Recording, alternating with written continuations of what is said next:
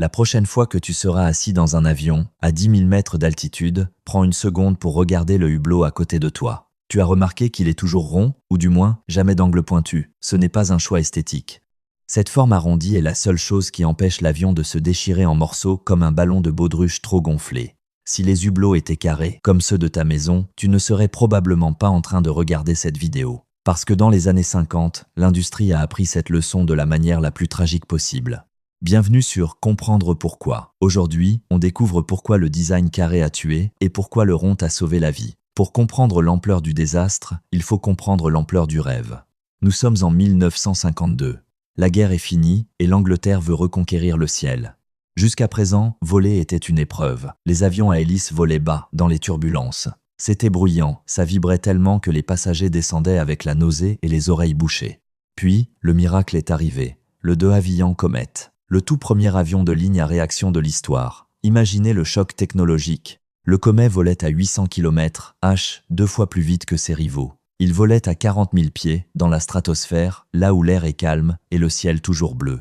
Ses moteurs Ghost étaient si silencieux qu'on disait pouvoir faire tenir une pièce de monnaie sur la tranche d'une tablette sans qu'elle ne tombe.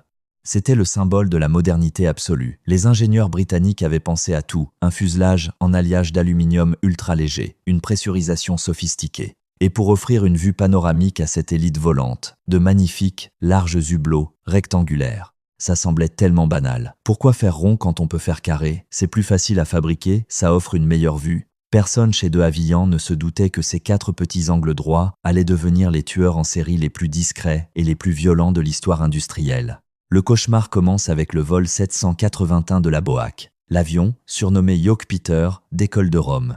À son bord, 35 personnes, dont des familles rentrant de vacances et un célèbre journaliste de la BBC. Le temps est clair. Le commandant demande des nouvelles d'un autre avion à proximité. Il commence sa phrase, et la transmission se coupe net, au milieu d'un mot.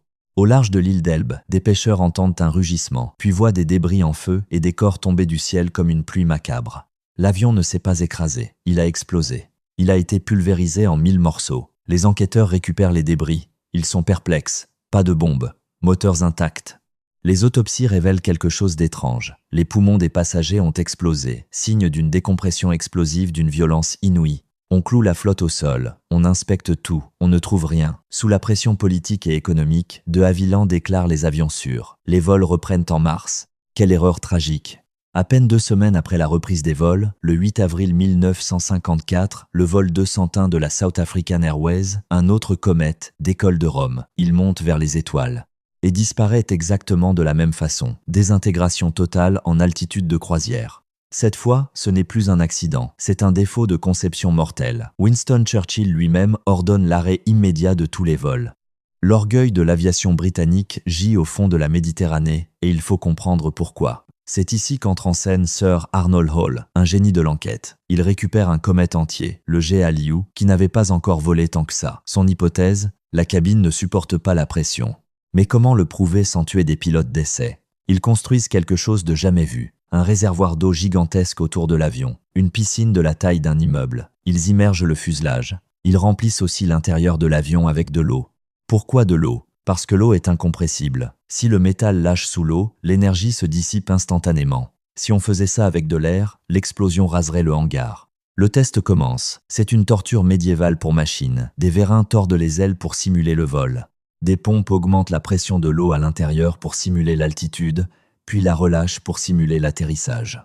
Monter, descendre, pressuriser, dépressuriser, 24 heures sur 24, 7 jours sur 7. Les ingénieurs se relaient, guettant le moindre bruit suspect. 1000 vols, 2000 vols. Au bout de l'équivalent de 9000 heures de vol simulés, la pression de l'eau chute brutalement. Le métal a cédé. On vide le réservoir. Ce qu'ils trouvent change l'ingénierie à jamais. Une fissure énorme, de plus de 2 mètres de long. Et l'origine de cette fissure, elle part exactement du coin d'un hublot. Pas n'importe où, pile dans l'angle droit de la fenêtre avant-gauche de la cabine, et près d'une fenêtre d'antenne sur le toit. C'était la preuve irréfutable. L'avion s'était déchiré comme une feuille de papier, exactement à cause de sa forme carrée. Mais pourquoi le carré est-il si faible? Plongeons dans la physique de la concentration de contraintes. Un avion pressurisé, c'est comme un ballon de baudruche en métal. À 10 000 mètres, L'air intérieur pousse fort contre les parois pour que tu puisses respirer, alors que dehors, la pression est quasi nulle. La peau de l'avion s'étire. Imagine que la force qui tire sur le métal est une rivière. Si elle rencontre un hublot rond, l'eau se sépare doucement, contourne la courbe et se rejoint de l'autre côté. Tout est fluide.